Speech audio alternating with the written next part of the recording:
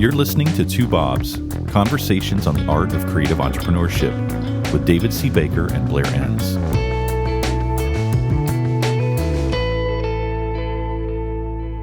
Blair, we're going to do a bee-ectomy on your bonnet.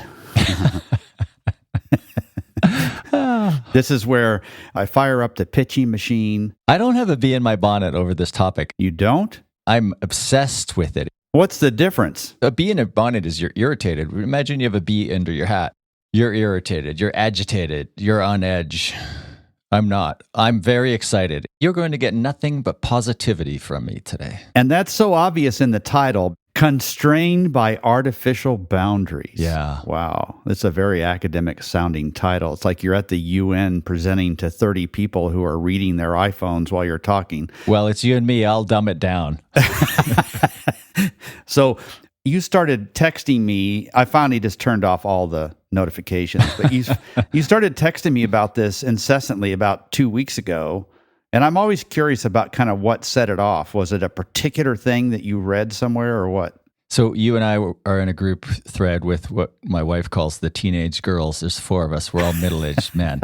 And it never stops. And one of our friends was asking about industrial design firms. And you and I were making the comment that a lot of industrial design firms have UX capabilities and other capabilities because, like all these other disciplines, the lines are blurring. And I said, hey, that'd be a good podcast episode. And I immediately saw it through my current favorite lens of bounded rationality. Bounded rationality is this idea that we don't really make fully rational decisions. We don't do a full cost-benefit analysis on any decisions for various reasons. Too much information, not enough cognitive ability, not enough time, whatever it is. So for us to make kind of a satisfactory or an adequate decision, we kind of shrink the boundaries of the context in which we're thinking about the decision. That's like a social psychology thing, but I'm really interested in the application of this idea to systems thinking. And that's where it came from. I've been reading this book, Simple Complexity, A Guide to Systems Thinking. I was listening to Ron Baker and Ed Kless in their podcast, The Soul of Enterprise. They were talking about this book, and I picked it up because I was looking for something in it. And it's this idea of bounded rationality. If you think back to our conversations we've had about one of my other favorite topics, the inefficiency principle and the inefficiency problem, You've heard me say that it's a tenet of systems thinking that when you optimize a subsystem in a system, you sub-optimize the greater system. Right. I got that idea from another book called Conscious Business by Fred Kaufman. And when I read that, it just resonated with me. But I've never done the research on systems thinking to go deeper into the subject. And in this book by William Donaldson, Simple Complexity, he has the 17 tenets of systems thinking. I've been reading this book for a month. I haven't got past page 12 because the 17 tenets of systems thinking are blowing my mind, and they span 3 or 4 pages. And I can't get past, I just keep rereading and rereading them. One of them is this idea of bounded rationality. And bounded rationality in an organization is the idea that we see these lines within the organization as real, even though they're arbitrary. Right. Like, so what separates accounting from marketing? Interesting people, boring people. That's the simple. Accountants being the interesting people? Yeah, right. Exactly. So it's a long answer to your question. How did I get onto this? Without using the term bounded rationality, I've been thinking about this for a while, for years now, while thinking about the inefficiency principle, the idea that innovation and efficiency are mutually opposable goals. You cannot increase one without decreasing the other. That's the inefficiency principle. Well, thinking about that, I have observed that people in any given organization tend to be optimized to the goals of the department they're in rather than the goals of the organization. And if I think of part of the marketing procurement problem, part of the problem kind of resides in the tension between an independent entrepreneurial creative firm and a large client that has all of these well-defined departments. As an entrepreneur, who I'm always thinking about the goals of my organization, and I will not put up with any conversation about people trying to optimize a department over the goals of the organization. To me, it's offensive. It's offensive that somebody would value, say, compliance, accounting over the goals of the organization or some other department. Right. Well, the reality is in large client organizations, these people in different departments are often at odds with each other because they're not all pulling or aligned to the same goal, to the organizational goals. They're all aligned to departmental goals. That is the kind of classic example of bounded rationality within a client organization. People are optimized to the goals of the department and not to the goals of the organization because they see these lines as more real than they are.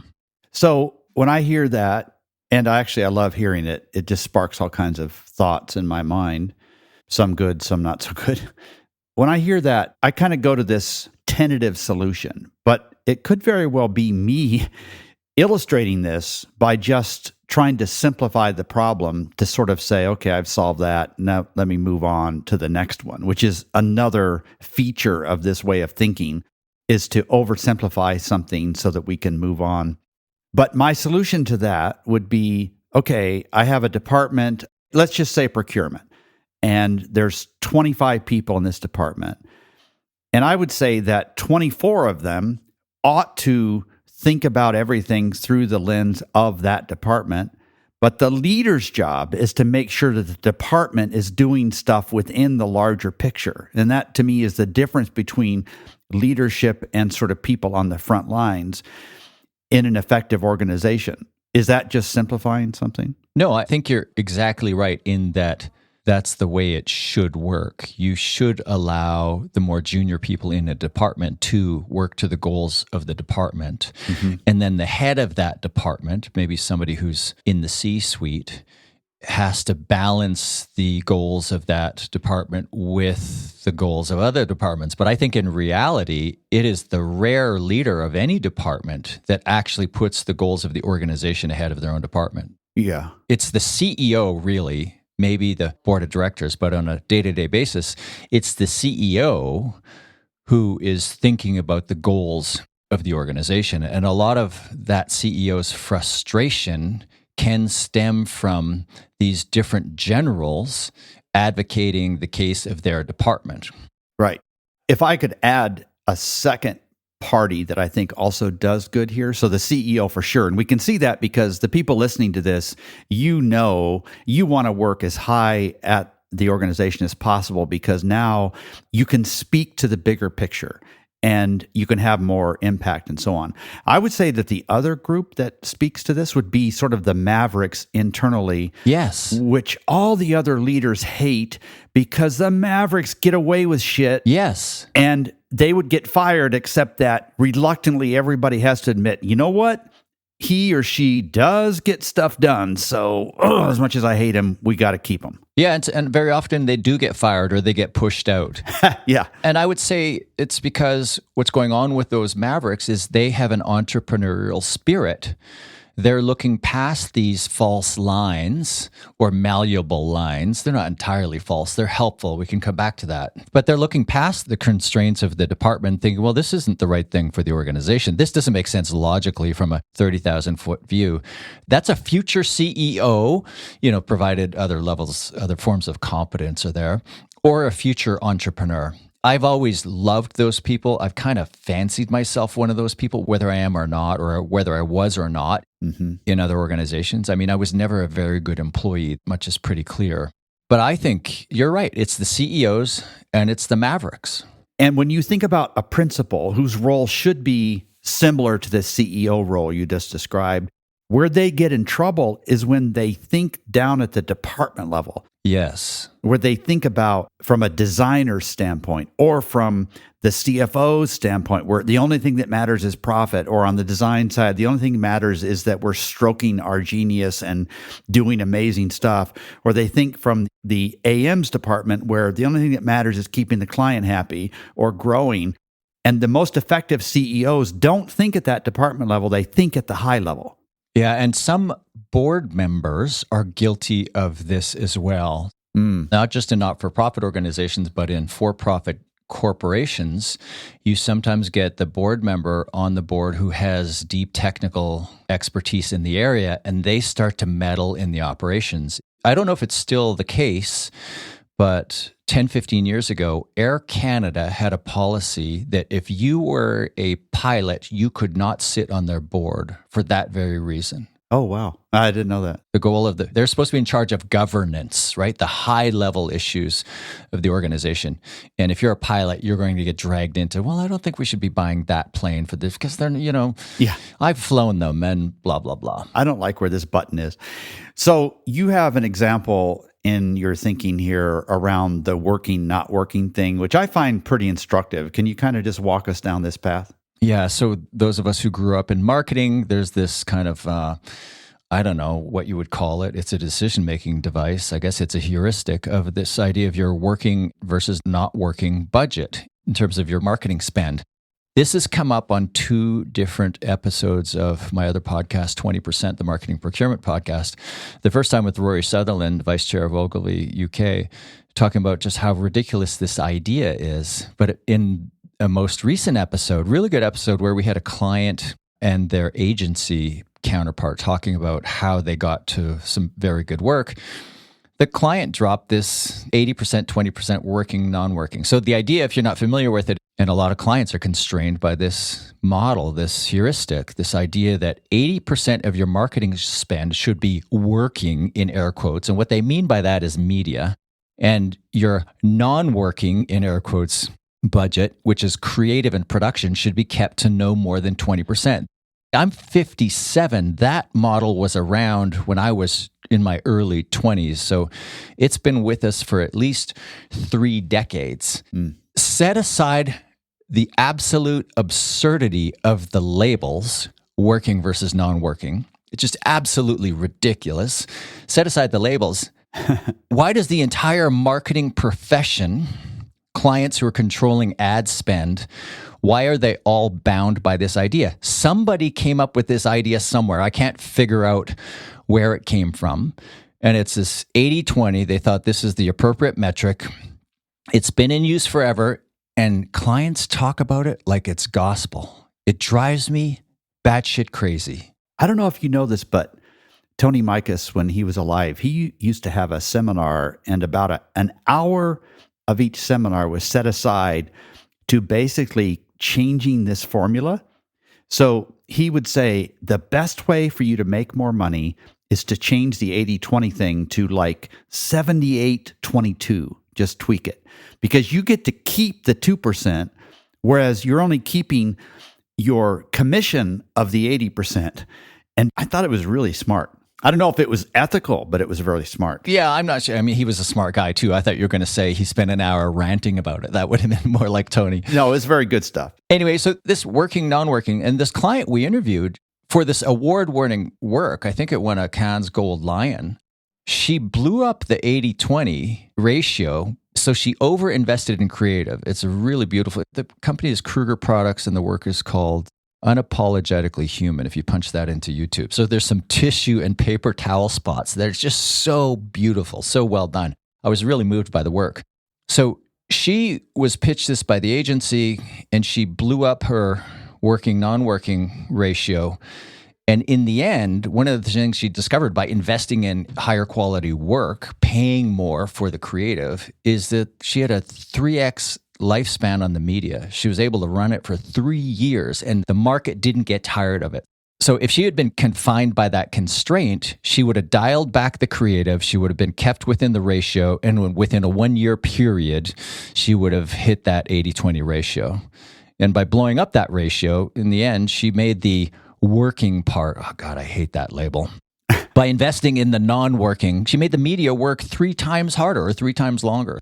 We invent these lines for a reason. The Pareto principle, this 80-20. Pareto principle is not the idea that 20% of the effort yields 80% of the gains or the returns.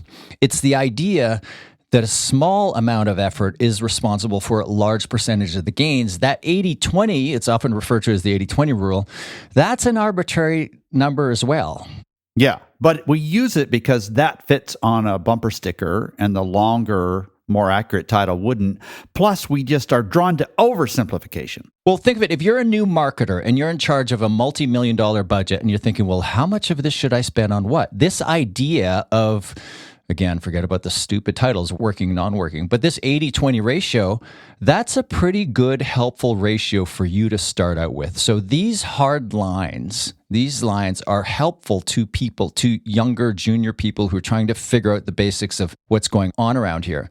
Their ability to process the information through experience and expertise, when these things grow, those lines should start to dissolve. And that's a generalization I'm making across like multiple domains. You can extrapolate that to almost anything. Right. In the beginning, these bounds, the boundaries that are established by other people are helpful. But when you get to a point in your career where you've got 20 years experience and you're being bound by this line and you don't stop to think, well, maybe it's not as real as it is, you're making a big mistake.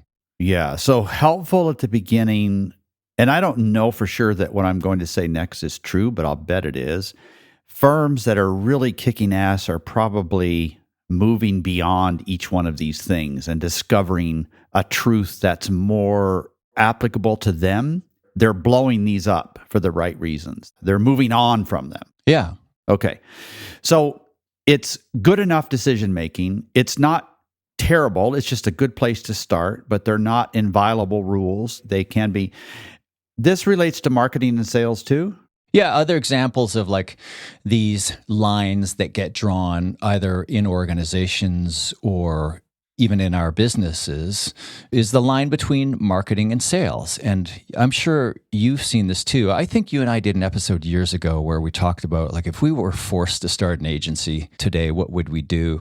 And I said, I would go after the intersection of marketing and sales. I think the overlap between marketing and sales, there's so much opportunity there, especially in the B2B world. So if you're an agency with a B2B client, you're helping your marketing client solve marketing problems. At some point, the work being done in marketing hands over something to sales. It hands over information. It hands over prospective customers or clients in the form of leads. And most marketing agencies don't want to breach that line into sales. But I maintain that the marketing agency that can think and operate in the domain of marketing and sales has a significant advantage. I just know from my career of selling agency services that if I had the head of sales in a meeting with the client, I always felt like I was going to win. Mm-hmm. Because I was thinking through the lens of sales in addition to the lens of marketing. And I think too many marketers and marketing agencies think sales is just an entirely foreign world and they're not allowed to go there or they don't want to go there because it's so different. Oh, it's way too measurable for one thing. Yeah, right. Yeah. Well, marketing is now way too measurable. So it's similar now. Yeah. We serve the marketing industry, not the sales industry. It's like sales is what you do if your marketing isn't good enough. You just kind of have to drag it across the finish line with better sales. That's how I think we think in this industry sometimes. Okay, so marketing and sales is just one example. Other examples you want to talk about?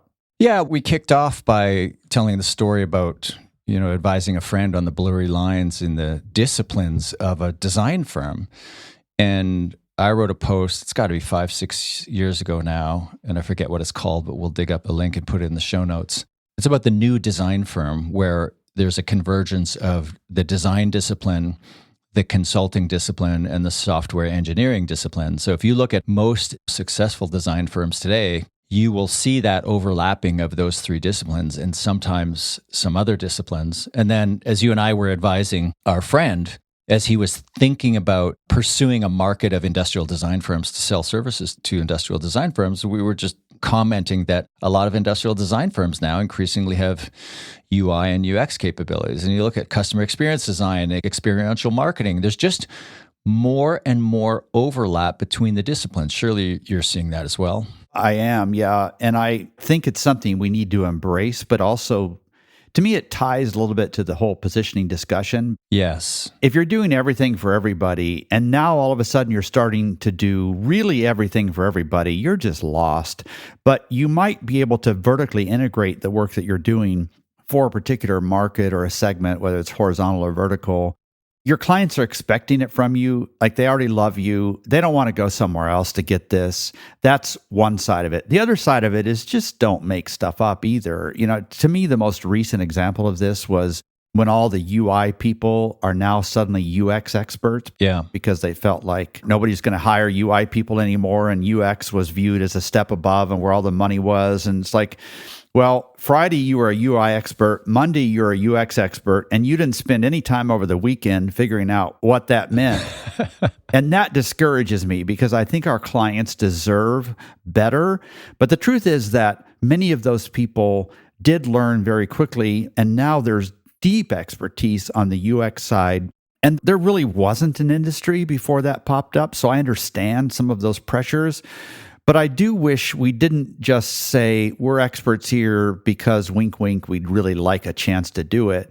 But then you think about, this is back to your example. I have a client now, and they basically have sort of a three-legged stool. They serve the healthcare space. So they're working in industrial design, and they're focusing on the built environment, and they're working with UX, all of what that means, and also a lot of digital.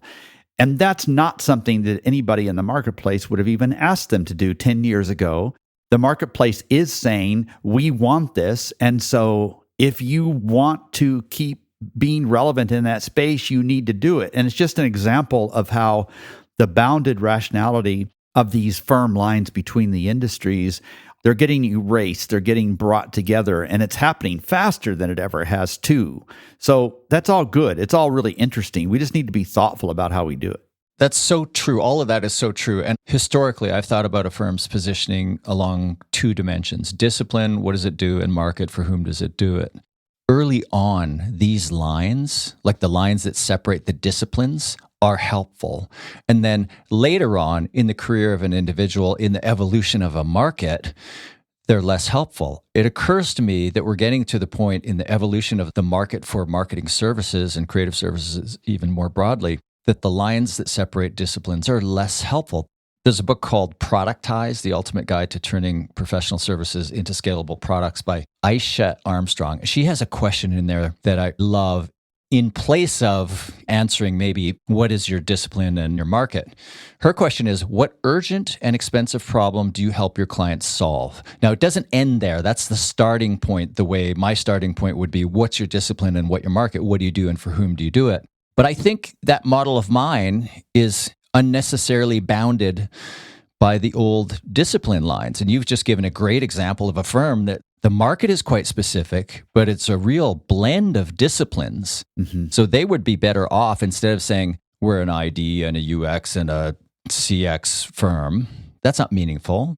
They would speak to the urgent and expensive problems that they help their clients, their market, solve. That's a better way to think about the problem.